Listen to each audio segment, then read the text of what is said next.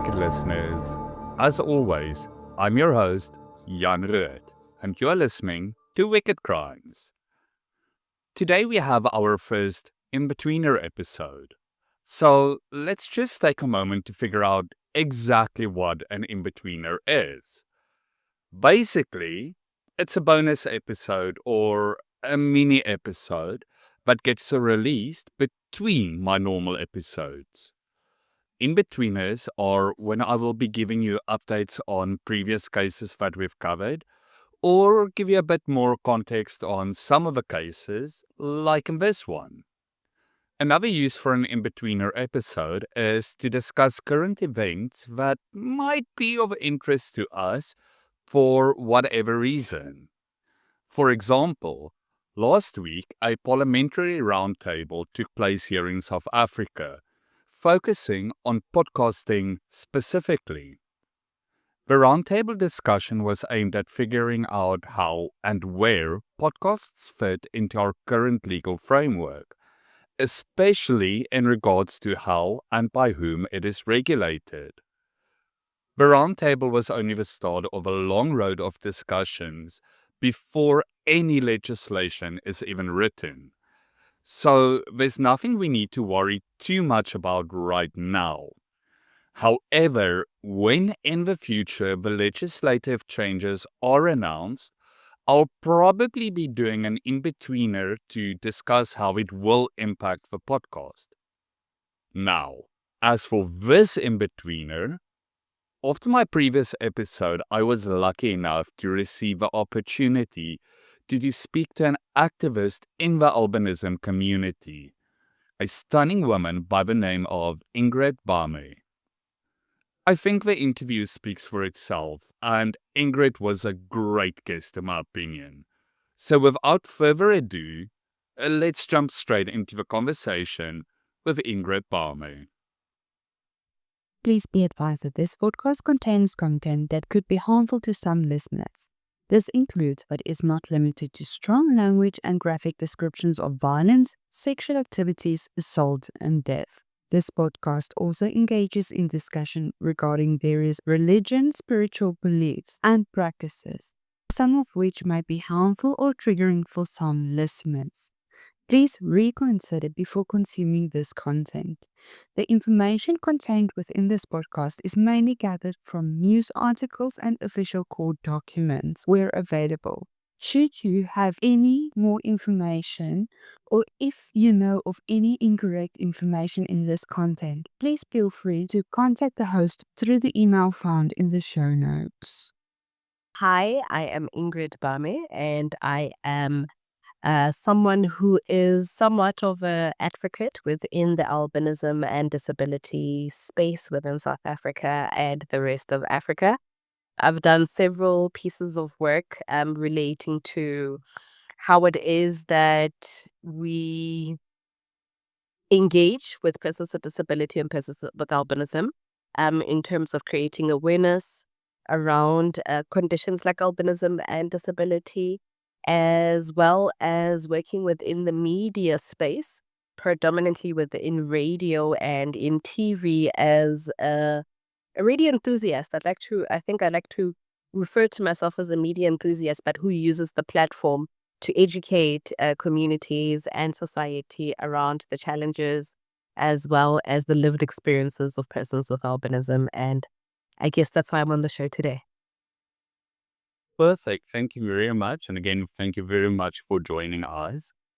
So it's so nice hearing you're also in the media space. It just helps a lot because I've realized during my research, one of the main issues is a lack of education because there's quite a lot of people who are not aware of the challenges people with albinism face. And when I say that, I specifically mean the crime aspect.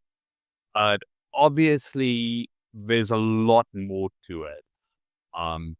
So I think I'm going to start off by asking, growing up, what was some of the biggest challenges that you faced because of your albinism that your peers might not have faced? I think perhaps in talking to my own challenges that I have faced, maybe I could give a bit of a background and a story just as someone who has albinism themselves and what I've heard from my family in terms of me coming to the world. So when my mom was pregnant with me, obviously eventually she went to hospital and gave birth, and she gave birth to this very, very white child. And because she's light skinned herself, she had imagined that, oh no, over time my pigment will pop up and so on. And my mom's older sister actually had to sit her down within the hospital and say to her, listen, as you can tell, your child is very, very pale skinned, but actually your child has albinism. And with that, I think that really sent some shockwaves for my mom because her first thought was, oh my goodness, what is this man going to think? Referring to my dad. I was born in the late 1990s. So my mom's my mom's view on the matter was that when my dad gets there, she was going to find that she's given birth to a white child, and he would assume that she must have been cheating on him with a white man. And with that, she basically made up her mind to say, if this man comes here and isn't accepting of the fact that this child is his, then I'll just raise this child by myself. But luckily, when my dad did come to the hospital to come see his new baby born, baby girl, he was elated and he was happy. And, I think that was a huge relief for my mother because that meant that, firstly, if her husband is accepting of her child, that makes it easier for her to be accepting of her child. That's one. Two, it would make, she doesn't have to contemplate on whether she would have to be a single mom or not. And I can only imagine with the stereotypes that we'd have in society that had he not accepted the fact that this is his child and probably accused her of cheating, whatever the case may be, the trajectory of where my life would have went could have been somewhat different. She probably could have, been shunned in the family. And also she probably would have experienced some, just negative feedback or negative, not being accepted, having brought a child like myself into the world. But luckily, we were on the positive side of everything. And even when, I was brought forward or the news was shared with my paternal family, they were excited. And much like, the stereotypes that exist, to them, it was a matter of the family has been blessed because they now have a child that has albinism. And through that, I was lucky enough to basically grow up in a community or in a household that was very loving, very accepting, so much so that, extended family members were quite supportive in the context of if I get, teased or made fun of or whatever the case may be, they would come to my defense. I never, I guess till a certain point, till I was old enough, I never needed to defend myself because my family was always ready to stand and defend me. But obviously, as I grew and, went through nursery school and crèche and eventually primary school, that's when I started realizing or picking up that I'm actually distinctly different to everyone else around me. And obviously, when I'm in school, I don't have my family or anyone of that sort there to come in my defenses. And through that, I experienced quite a bit of bullying from kids, my peers in class, in school, but also part and parcel with that because when one is born with albinism, you have a very high chance that you will have a visual impairment because of the nystagmus that is in the eye. Because the lack of pigment within a person's with albinism, skin, hair, and eyes, from an eye perspective, it creates a condition called nystagmus, which is like a rapid losing of the eye. And because of that, I kind of couldn't keep up with the pace in class. So that in itself then gave the view that I possibly was not smart as all of the other kids in class.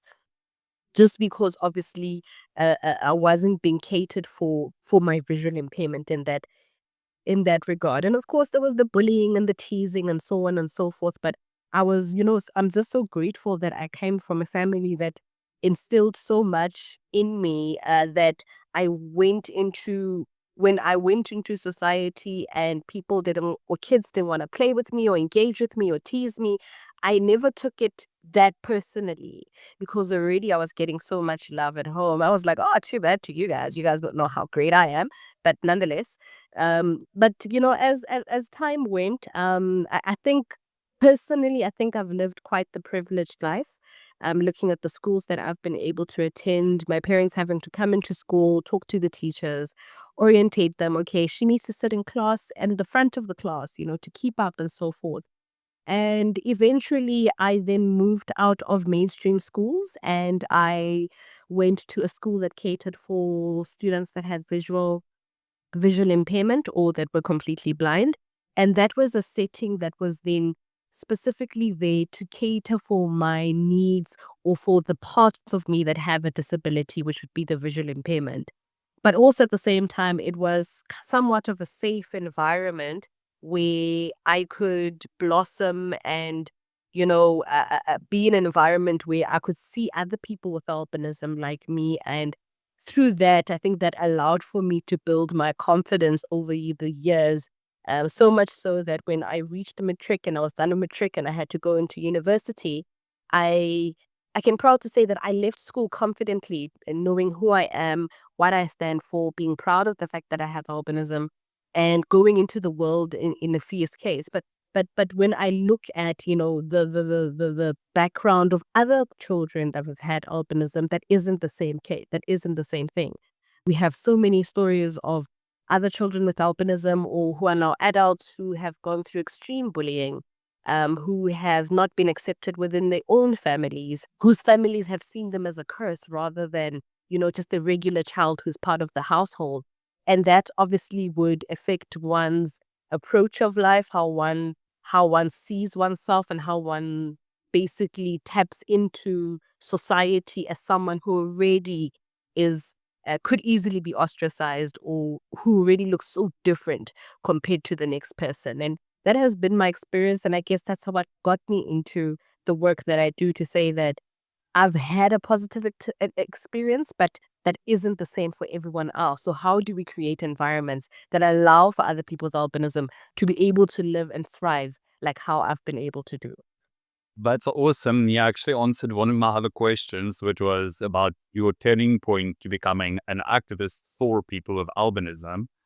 And I do think it's refreshing to see someone going from, I see my own privilege and how amazing my family was, and I see how other people don't have it.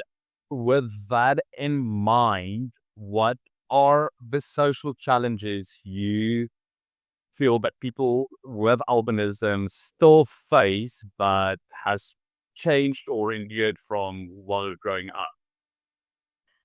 I think the context of albinism has changed quite a bit over the years. And I bring it back to obviously the purpose of today's topic and the conversation that we're having.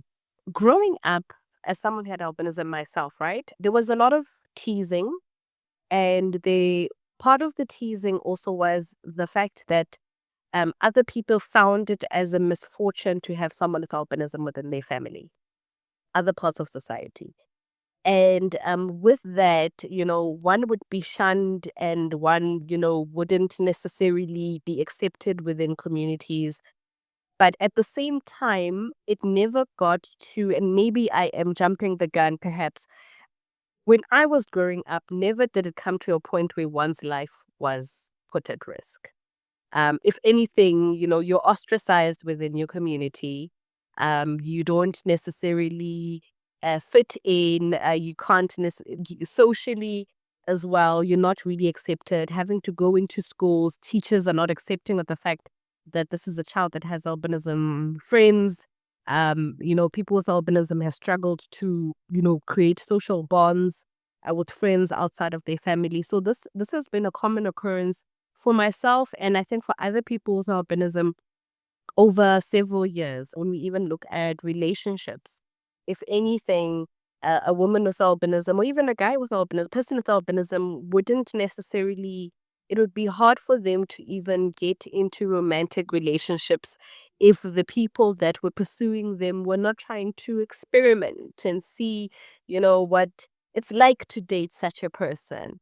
There was myths around, the disappearance of, a person with albinism doesn't die, they just disappear. And with that, it made one seem like a supernatural person within the community.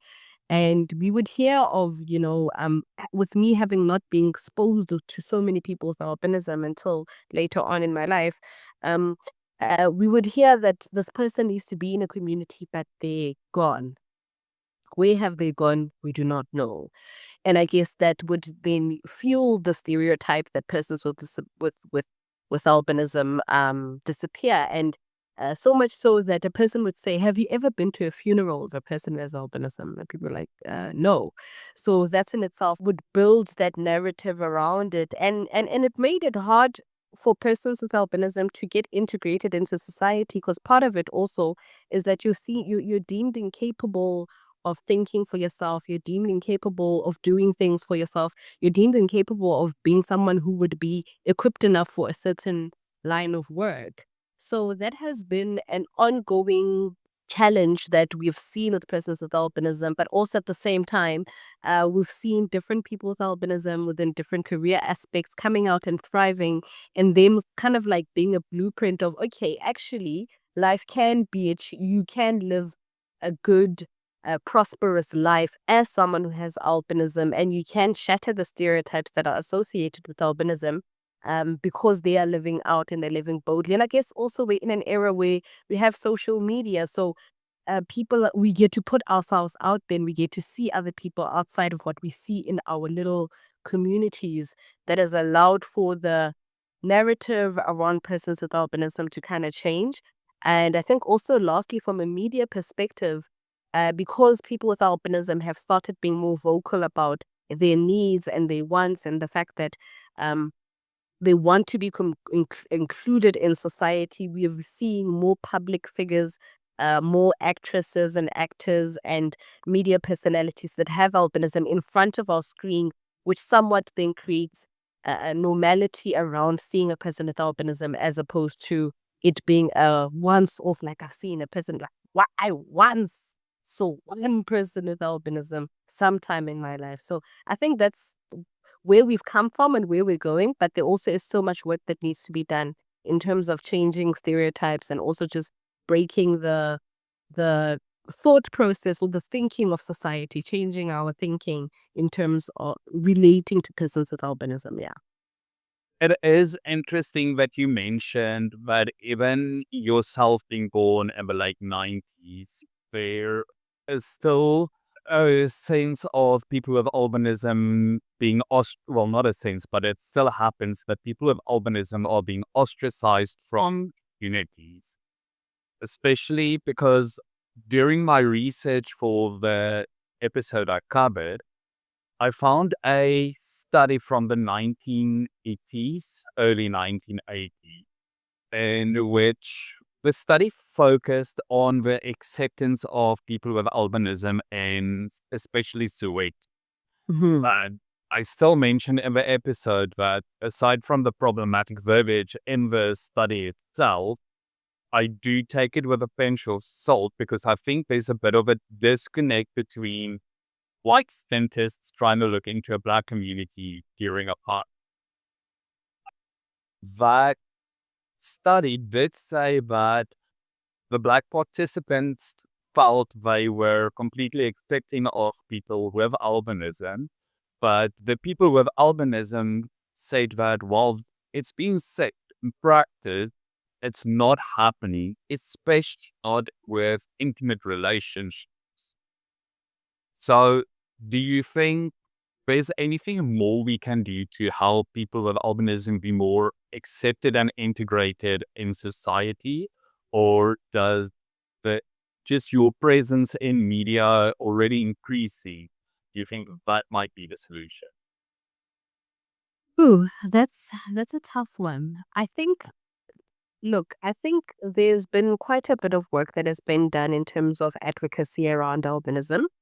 in terms of educating communities about what albinism is, how it is that we're supposed to integrate people with albinism into our communities and societies. But I think the bigger problem that we do have isn't, I can come to you and be like, hi, Jan, I'm Ingrid, and this is who I am, and this is what I represent, and so on and so forth. But if there's a set mindset that you have relating to a person that has albinism or whatever condition, it's a matter of breaking those set perceptions that we have.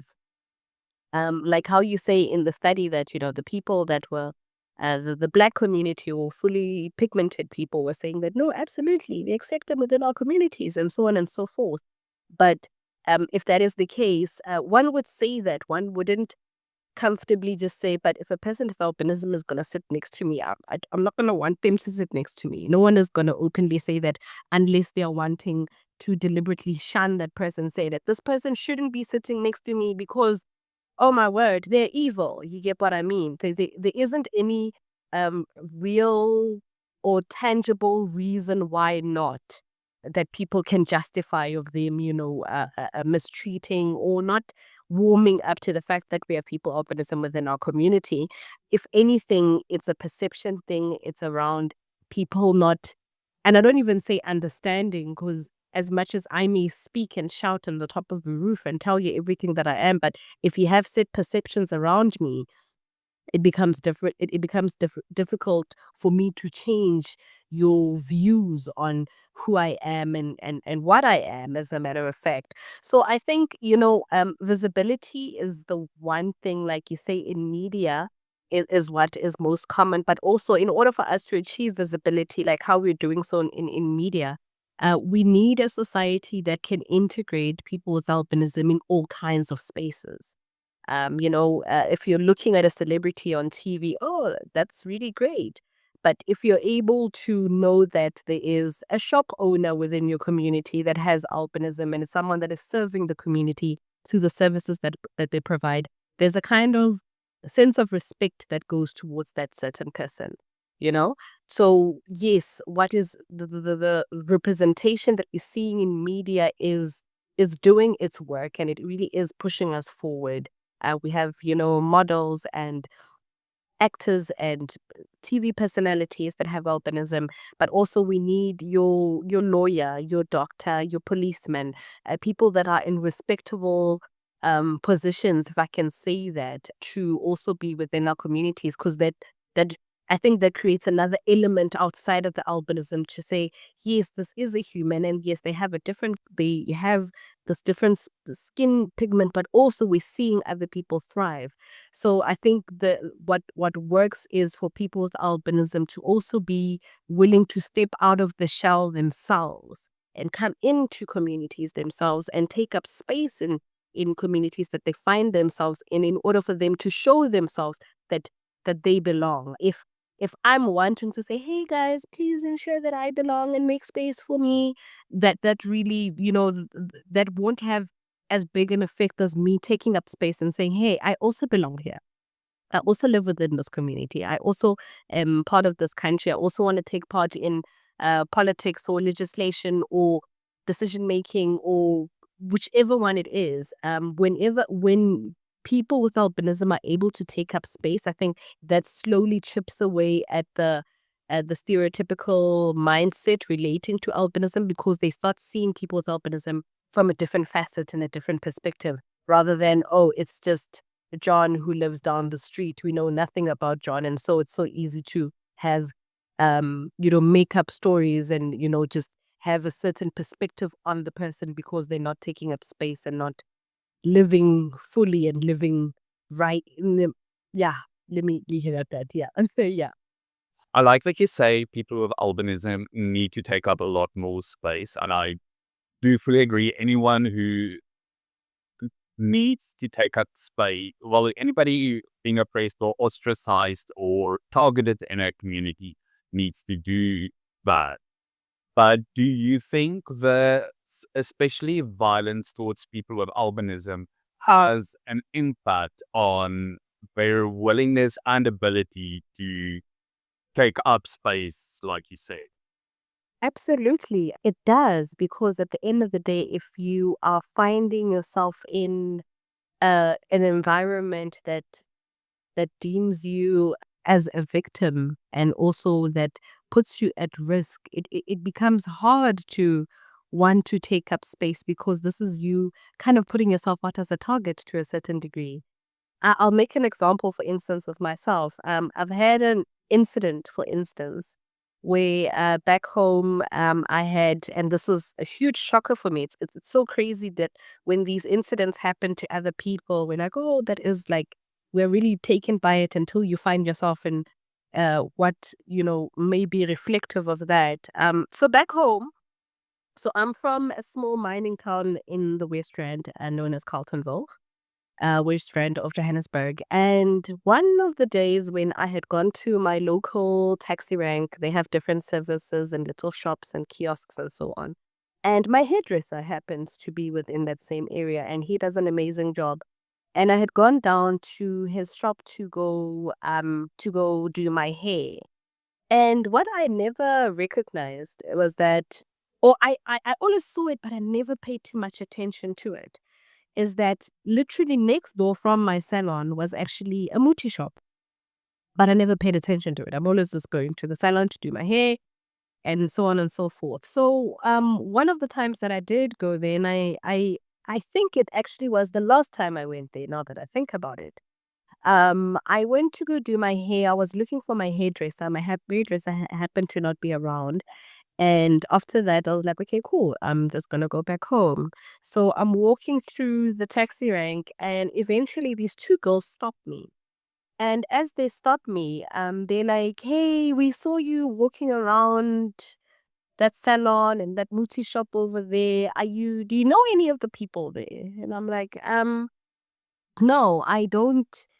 I know the guy at the salon. I know the salon guys, but the muti shop, no, not really. And they were like, oh, okay, then you should really be careful and watch that you actually don't go around there, because as you were passing in that area, we overheard them having a conversation. And they were saying, there it goes. Where is it? Where is it going? It's going over there. Do you think it's going to come back? We don't know. We'll see. We'll just keep an eye on it. And having known, obviously, the fact that, and like I said, growing up, this wasn't a thing. And the fact that we had people who were murdered, kidnapped, and mutilated because of having albinism, um, like I say, it sounded like a far-fetched situation. This is something that happens in rural KZN, or, in Eastern Cape, or in Mpumalanga. And here I am in Gauteng, um, I'm getting this news. I was freaked out. I was completely and utterly freaked out, because that means that these guys literally are keeping an eye on me. And luckily, I happened to be coming into town to come visit my family, and I was leaving again. And I also have a younger brother who has albinism, and he was, in fact, that day when he was supposed to come, because he dropped me off at the salon, and then he left because he was going to come pick me up again. After these girls told me this, I took another route, and I asked them to come pick me up on the other side of like another exit, so that I don't happen to be passing by that same shop. So that in itself then has even limited how I move around my own community, how I don't move around within that taxi rank area, especially where I know that muti shop is, because I don't know if I'm standing the risk of someone spotting, okay, she is in that car, getting a number plate, and, monitoring that car and seeing how often. And if I lived in that community, then they would be monitoring my moves and so on and so forth, and seeing how it is that they would. And imagine, had those girls not said anything, had they not given me a tip and said, hey, this is what they said about you, so you should watch out, I would be moving freely. So it really does limit how it is that you're able to go into society and take up space, because at the same time, if you know that you're a target, how do you take up space? If you know that, and this is one of two incidents that has happened to me. So if you know that there is somewhat people that are seeing you in a particular way, it becomes hard to want to step up and take up space. If you're a young girl, like, like how he had covered with Tandazile, who was simply just living in a rural community in KZN, going about her life. How then is she able, or how then and this having happened to her and her having siblings that are now left behind, how do they take up space knowing that their life is at risk? Knowing that if you're gonna go, so I like that you asked that, because I think it's so easy for us to say, take up space and own up the space that you're in, just like how I was articulating it. But there really are different elements that need to be looked at on, is one able to do that if you feel like your life is at risk and that your life may be taken away in the snap of a finger based on superstitions and myths that are circulating within society and within our communities. That must have been a very scary encounter to just hear someone tell you, number one, you're being referred to as an object, and number two, you're actively being watched. I find it quite scary. Yeah. So I do understand you have traveled a bit. I know over the African continent. I'm not sure if you've traveled outside of. In your travels, have you noticed a difference in how you were treated versus in South Africa, and like you just said, in your own community, and then versus abroad? So I've only traveled within the continent, and me having traveled in the continent, one thing I think one thing that I taught myself at a very young age was that wherever I go, people will stay. No matter where you are, people are gonna stay. And more often than not, some would stay, would steal their stays, and some would literally be looking at you with that, oh my word, you like, what is this? Who is this? This looks so different. So for me, I had sort of like engineered myself to not necessarily take note of whether or not people would be staring. Although some stares are quite you can tell that someone is staring at you, and when you do, I'd be like, what? I would have a response to it. You know. But in my travels, I don't believe that I have experienced, except for one incident, which I'll also share about.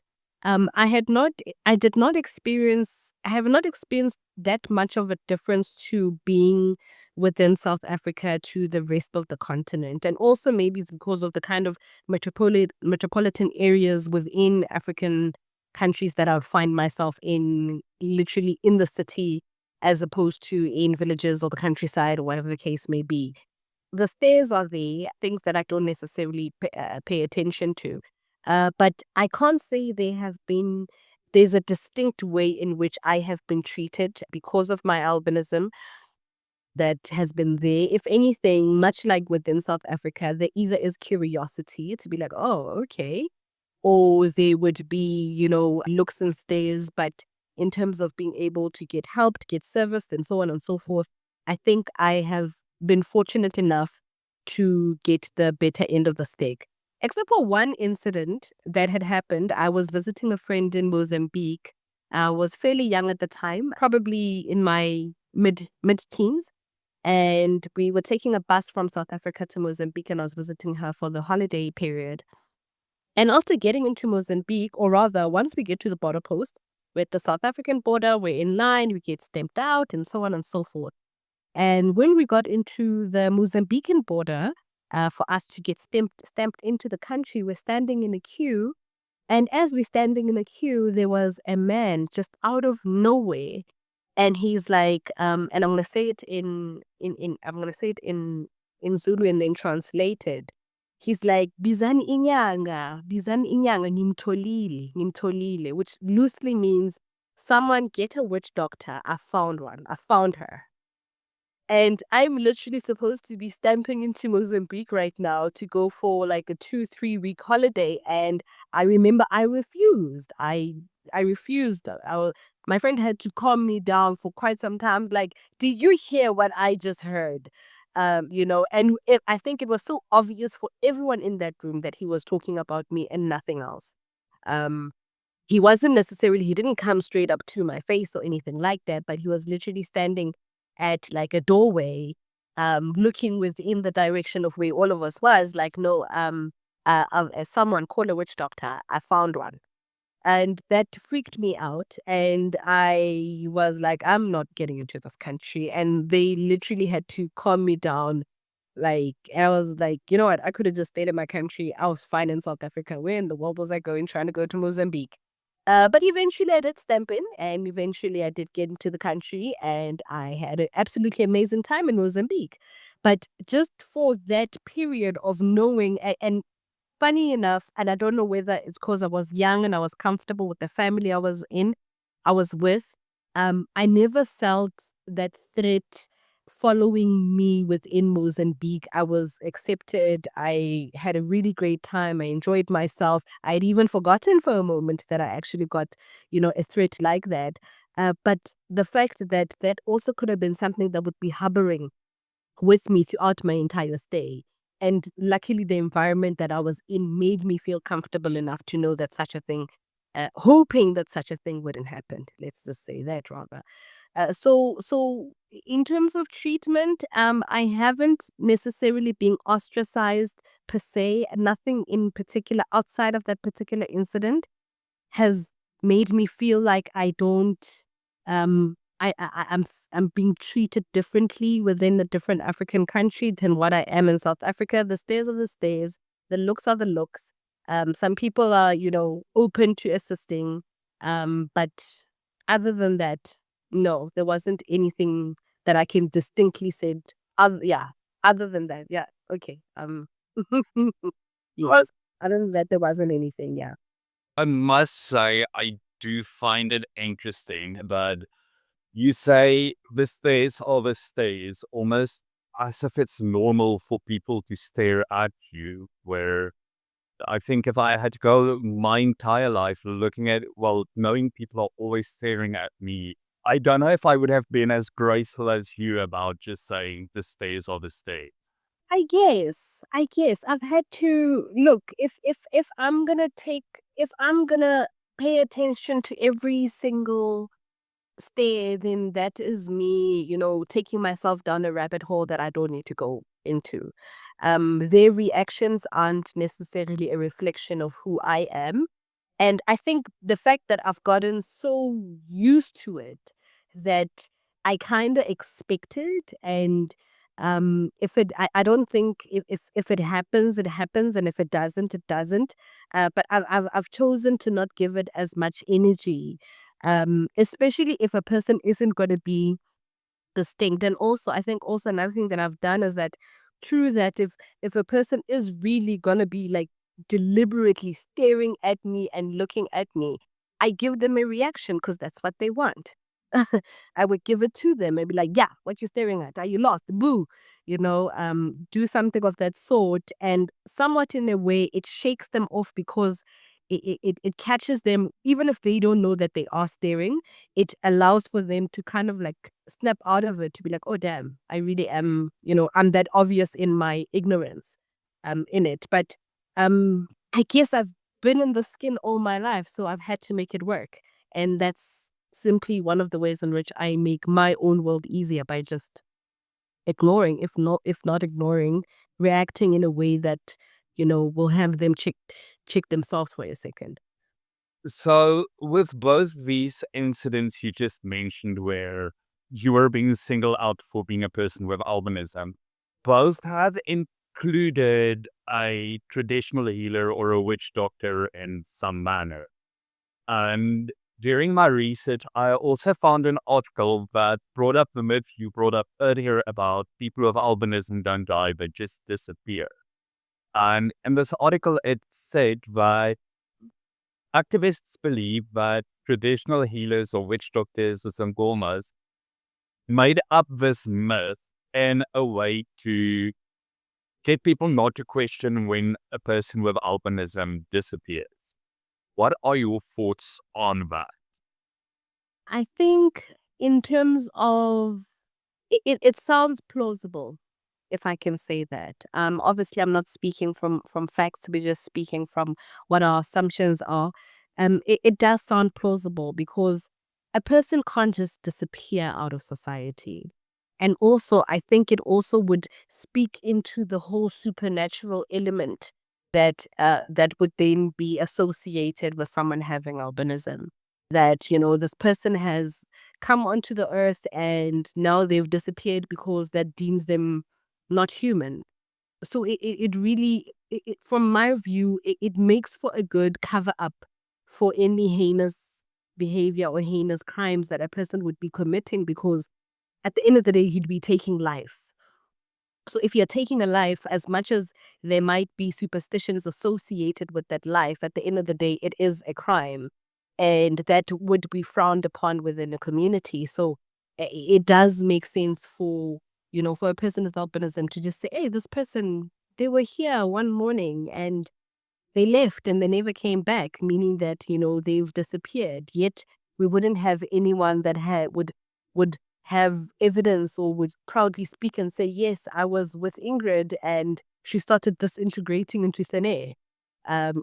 So the fact that there really is no real evidence relating to this supposed disappearing, it made it easier for witch doctors to then perform, these ugly rituals, and obviously then get rid of the bodies, and for society to just believe that, hey, this person has just disappeared because they were here and they're not here anymore, and we don't know anything of it. And had they died, we would have all been there to bury them. We would have seen them in the coffin and seen the coffin go down. So clearly this makes sense.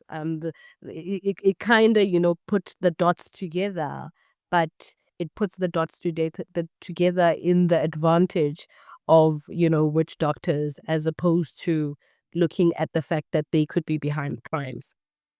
What is your view towards traditional healer? I personally have a friend who is a traditional healer, someone that I grew up with for many years, and she had a calling, and having also moved from one religious practice to another religious practice, and we're still good friends today. And also within the advocacy work that I do, we've also engaged with traditional healers, is that they really do have a role in society to play. The use of indigenous healing practices, as well as the use of herbs and so on and so forth, is something that Africans have been doing for many, many, many, for centuries, as a matter of fact, before we had, pharmaceuticals and so on come forth. So their role is quite an important and a needed role within society, in the context of what it fits. However, I think also it's important for us to take into effect that the role of a traditional healer is to heal, and for them to use natural remedies in order for them to heal whatever wounds. And when I say wounds, I don't necessarily speak just on physical wounds. I'm talking about spiritual related contexts and so on. But at the same time, there's a fine line between healing and witchcraft. And that's where the difference lies. And I think I was also deliberate in saying witch doctors, because, we have a traditional healer and we have a witch doctor, and those aren't the same thing, because they are practicing, their practices are vastly different. If your practice requires you to take a life, if your practice requires you to destroy someone else's life, even if they might be alive, then that is a form of witchcraft. And we find witchcraft within our communities, and those who practice witchcraft unfortunately ruin the reputation and ruin the public view of traditional healers altogether. So I do think that there is a role of traditional healers within our community, but I also think there's a responsibility that needs to be held within the the communities of traditional healers, for them to be able to basically disintegrate or look into the fact that the same practices that can be used to heal can be manipulated to somewhat perform witchcraft, and also, more often than not, performing any ritual that is relating to witchcraft does not yield the results that people who are going for such a thing yield, because at the end of the day, they usually do get caught out. If not, their lives fall apart, and it's evil, it's devilish, and it isn't anything that is progressive, even though it might come in the package. Like, for instance, in the case of persons with albinism, to say that this is having to, cut and mutilate a person with albinism will bring you riches. If that was the case, why wouldn't I chop off my own little finger and sell it and be rich? Why wouldn't I do that? But that isn't the case at all. No one has come forward and said, yes, this is how I have succeeded and this is what I need to do, unless, this is them exposing, exposing themselves of their heinous crimes. So there is a role that can be played by persons, not by people who are traditional healers, and their role in society is needed. However, the line comes if the work that they're doing, their practices, their rituals, the mixing of herbs and mutis and so forth, come at a point where one's life or another person's life is at risk, where another person's life is being destroyed, or another person is being killed altogether, then that is witchcraft. And what we need to address is the fact that we have witches within our communities that they need to be dealt with, and dealt with decisively. Awesome, thank you. Second last question.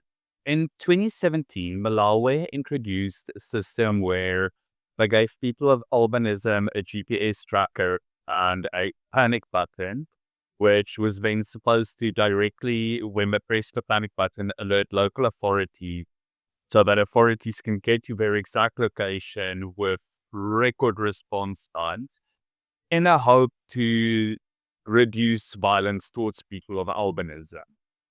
I found a 2019 study article, journal entry, that debated the ethical implementation of such a system in South Africa. What are your thoughts about a system like that? I think it would be interesting. Actually,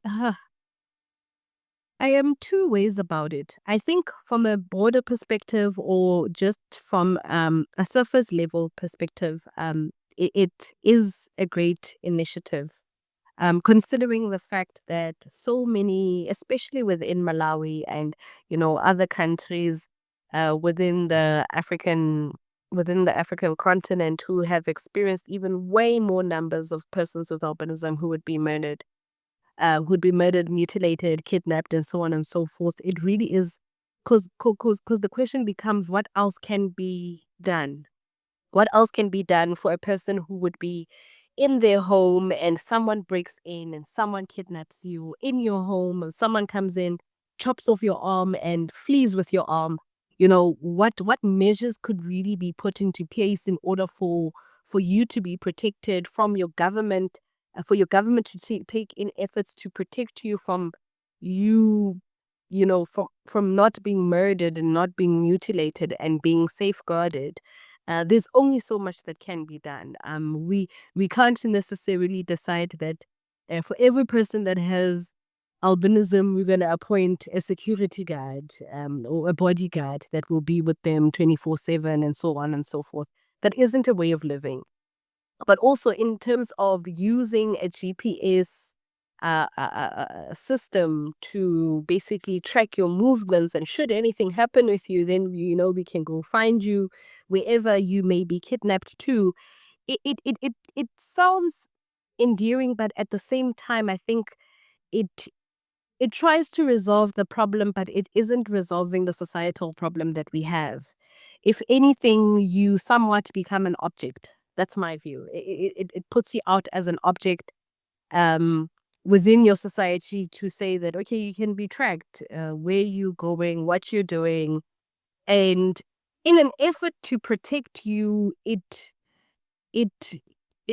hmm, I don't know how to explain what's going through my mind It also because the humanizes you.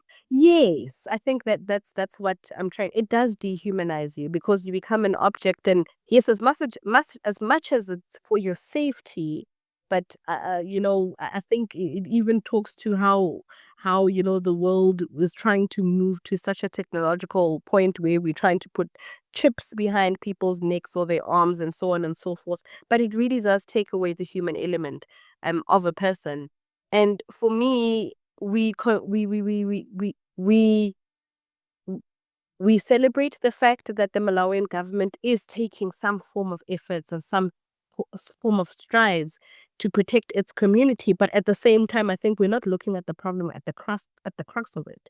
We're not looking at the problem that there's a hunger issue that might be existing within countries in the continent. We're not addressing the fact that poverty is so high within because if people are leading or resorting to murdering other people in order for them to be further enriched, it talks about how their own community and how their own countries aren't serving them as people and that they can't contribute, or there's no point in which for them to live and for them to survive. It must take a lot for one to decide that, listen, I am this poor, and in order for me, for my own survival, it requires the death of someone else. So I think there needs to be so much work that is being done in order for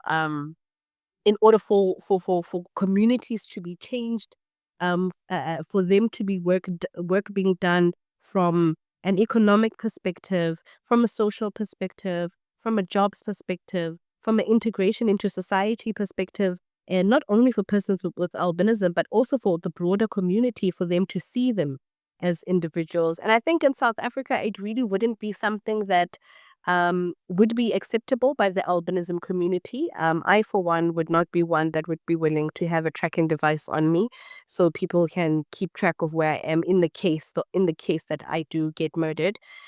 Because also, I think another thing we should take into account is that when these murders happen, it's not like one gets kidnapped for a ransom, so we'll find you.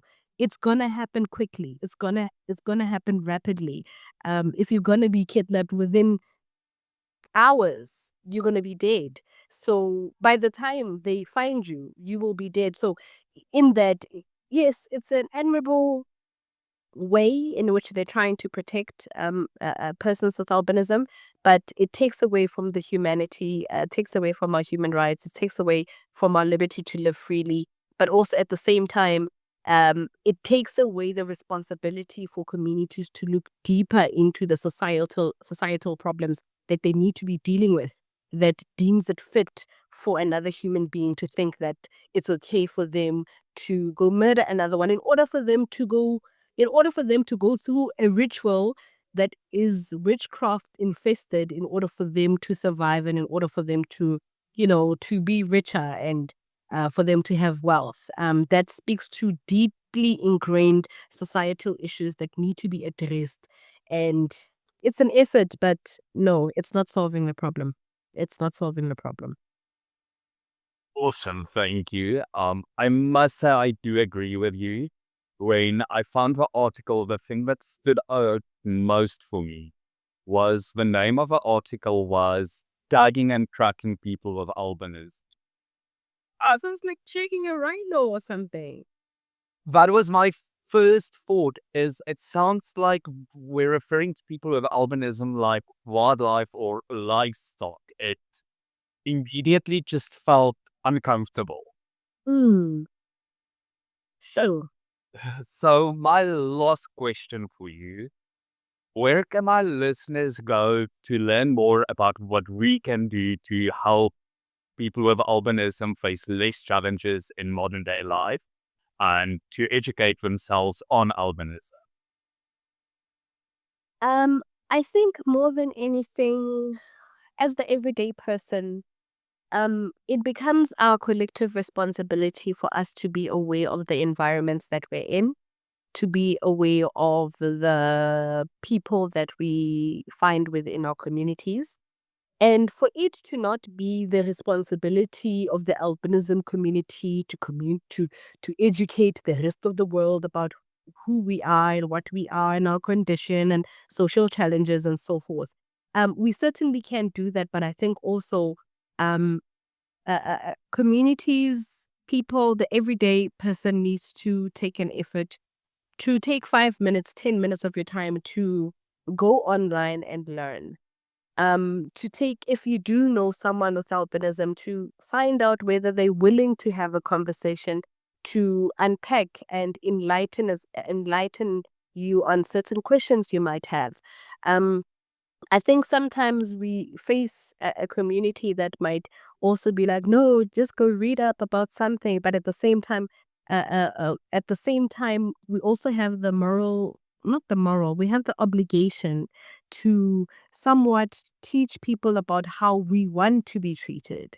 But at the same time, while we do so, we need to have a community that is willing to learn, that is willing to listen, that is willing to take into account what is being said, and also apply their minds just as humans. Yes, you have not gone through my lived experiences. Yes, you don't have albinism, but there are certain points where things may make sense to you because at the end of the day, we're all humans. I think that's the most important thing. We're all living, breathing humans that walk on this earth and live on this earth, and we experience life very differently based on geographics, location where you are, based on race, based on religion, based on economic background. But I think we need to have a community that's willing to listen, a community that's willing to learn, and a community that's willing to go beyond what is being shared to them by the albinism community. And more than anything, also be open to having these conversations, having the most uncomfortable conversations, and approaching, being able to engage in dialogues and approaching advocates and groups that are available that are there as support mechanisms for persons with albinism, so we have greater understanding. I think that's the responsibility and the moral thing that would be expected from communities, but also to be open to, if you do meet someone with albinism who is in the job market, seeing where their skill sets lie, seeing whether they're capable for the job beyond what you see. And I think more than anything, just being open to learning, open to being accepting, and open to creating a society that is inclusive to persons that have albinism. And also calling out those within our community that might be, whether it's speaking ill of persons with albinism, or who might have a negative connotation relating to persons with albinism, because then it becomes our own responsibility as society to educate the next person so they can make better informed decision and show up better. So I think that is our call to our broader society, to say, learn more, be willing to learn, be willing to teach, be teachable, and just create an environment that is inclusive as well as welcoming to persons with albinism. Awesome. Thank you very much. I think this was an amazing interview and I loved hearing from you. Oh, thank you, Jan. Thank you. Thank you. And there we have it, wicked listeners. I want to give Ingrid a very special thank you, not only for sharing her time with me, but for opening up about her own life and lived experiences. And thank you, listeners, for listening. If you enjoyed this episode, please remember to leave a rating or a comment wherever you're currently listening, and feel free to join me on social media where we can discuss cases like these. Until next time, be safe, wicked listeners.